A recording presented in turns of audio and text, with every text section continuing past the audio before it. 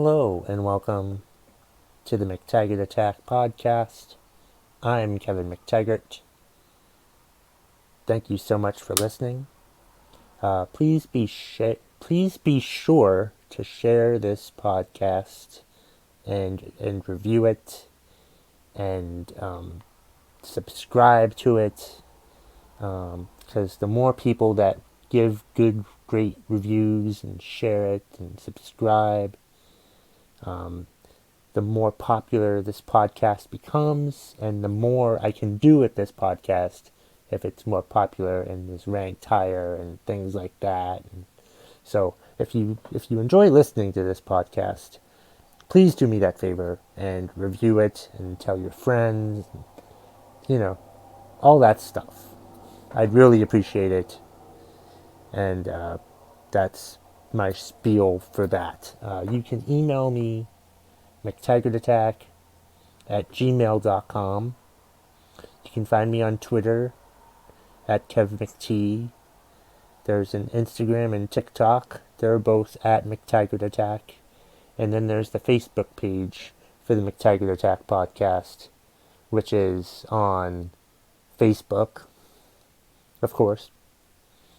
And for this episode of the McTaggart Attack podcast, I want to tell an Amazon Christmas story. I'm recording this on Christmas night, 2019. Last Thursday, about 6 days ago, I went to BooksAMillion in West Lebanon, New Hampshire. I hate going to BooksAMillion in West Lebanon, New Hampshire, because the cashiers there are so annoying.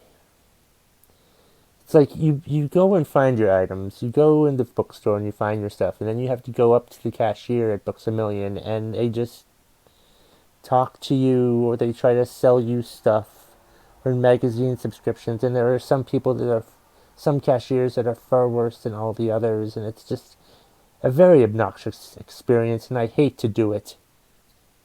So I was in BooksAMillion because I was trying to find the third Game of Thrones book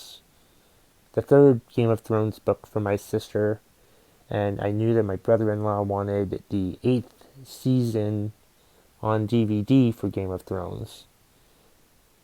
And I had already put that in my shopping cart for my Amazon app. And I had to find out what my password was for the Amazon app because I changed it. So that was good. And so I'm in BooksAMillion. And I didn't really feel... the most annoying cashier that they have there, this old guy, was working. And I did not feel like talking to him today, or that day. So I went and I saw the book that my sister wanted. And then I thought, instead of buying it here, I'll just order it on the app, So I ordered both items for my sister and my brother-in-law, her husband, on the Amazon app while standing in BooksAMillion at West Lebanon, New Hampshire. That's how much I did not want to deal with the cashiers at the BooksAMillion in West Lebanon, New Hampshire. I stood in the store and bought something on the Amazon app. 2 things. I bought 2 things on the Amazon app. And the Amazon thing said, I would get it Monday, December 23rd. And I'm like, that's perfect. 2 days before I need it. Fantastic.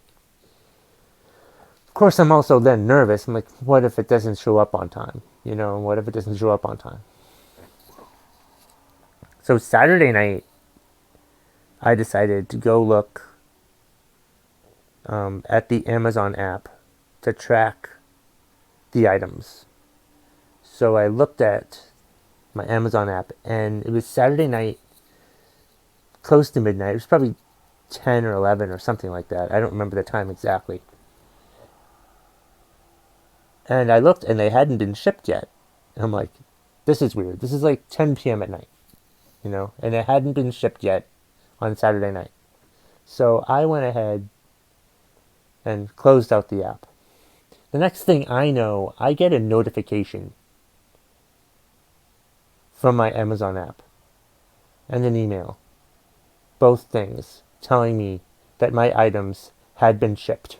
And I'm like, that's weird. That right there is already weird. Okay? But that's not the weirdest thing that happens in this story. That's not the weirdest thing that happens in this story. So the next day, Sunday, I'm going to go to the gym because I have a gym membership now at Dartmouth College. It's pretty good. That's not what this story is about. So I'm walking onto the driveway, and I'm looking down our driveway, and I see that there's like a pickup truck with the back on it. You know, it was an SUV type car with an old guy standing outside of it, getting something out of the back of his truck. I think it was the mailman. I'm not sure who it was, but he was standing there, sort of, kind of blocking like a quarter of the driveway. And I'm thinking, well, I'm going down the driveway. I don't care what the hell this guy is doing there. It didn't dawn on me what the hell he was doing at the bottom of my driveway, or my parents' driveway, I should say. So I'm like, screw it. I'm going down the driveway. Whatever. So I get into my car. I pull out. And I'm about to go down the driveway, but I see that the guy is walking up the driveway, and he has a box with him, and I can tell that it's an Amazon box because it has an Amazon symbol on the side there, on the side of the box, so that I can clearly see. So I get out of my car, put it in park, of course, because I'm not stupid, and I go and I get the box from him, and he goes on his merry way, and I go back into the house to give the gift to my folks because I thought my mom must have ordered something from Amazon. As I'm walking into the house, I see that the box is addressed to me. Now this box is like 3 or 4 feet high. It's 3 or 4 feet in length. It's probably like a foot in width.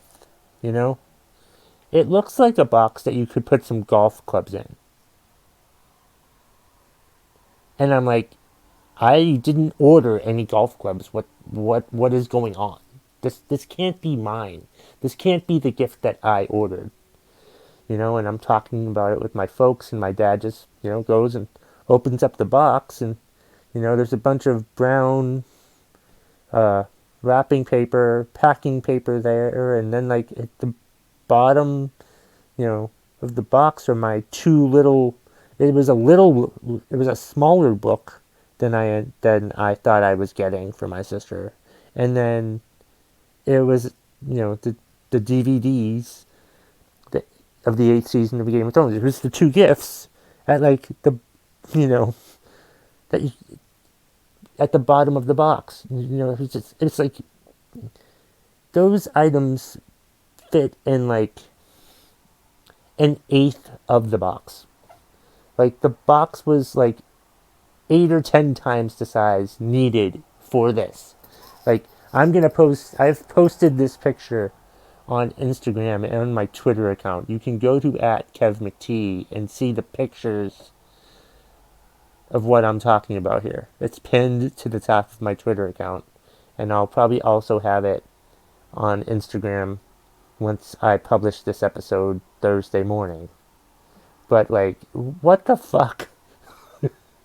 Like, this huge box, this huge long box, and these two little items that could have fit in a much smaller box. I get this huge box from Amazon for this, and I'm like, it's unbelievable. I don't understand it. It's ridiculous. Plus, it showed up on Sunday. I'm expecting it Monday. That was another reason why I didn't think it was mine. But yeah, that's my Amazon story. I posted it on Twitter Sunday because I know my sister doesn't have a Twitter, so I didn't want to ruin the gift for her. But somebody was tweeting me back that there's some sort of algorithm that Amazon uses, and maybe the sizes were off or something like that. And like these people at the companies at their centers that put stuff in the boxes, they put stuff in the box, whatever box that they're given to put it in. That's what they do. They don't question it. They just put the box. They just put the stuff in the box. And it was just so funny to see this very long box hold these two very small items. And that was my Amazon Christmas story. I think in retrospect, what I really should have done was repack or put those two gifts in that box and wrapped it and gave it to both my sister and her husband as a joint gift. But I decided not to do that. I decided to put them in gift bags instead because we're adults and we should just really only have gift bags. And anyway, that's finally my Amazon Christmas story. If you liked hearing it and other stuff, and you've enjoyed listening to this podcast, as I said before, please share, subscribe, review, because the more great reviews I get, the more popular the podcast becomes. And I'd really appreciate it if people would review and rate this podcast wherever the heck they're listening, and share it with whoever the heck you want to share it with.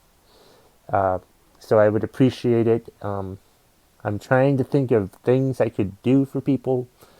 Let me know what bribe you'd accept if you reviewed my podcast. What do you want? Like, what extra content could I give you? As like an incentive. Maybe I could answer a question for you. That's what it is. If you review my podcast, let me know and ask me a question, and I will answer it, regardless of the question.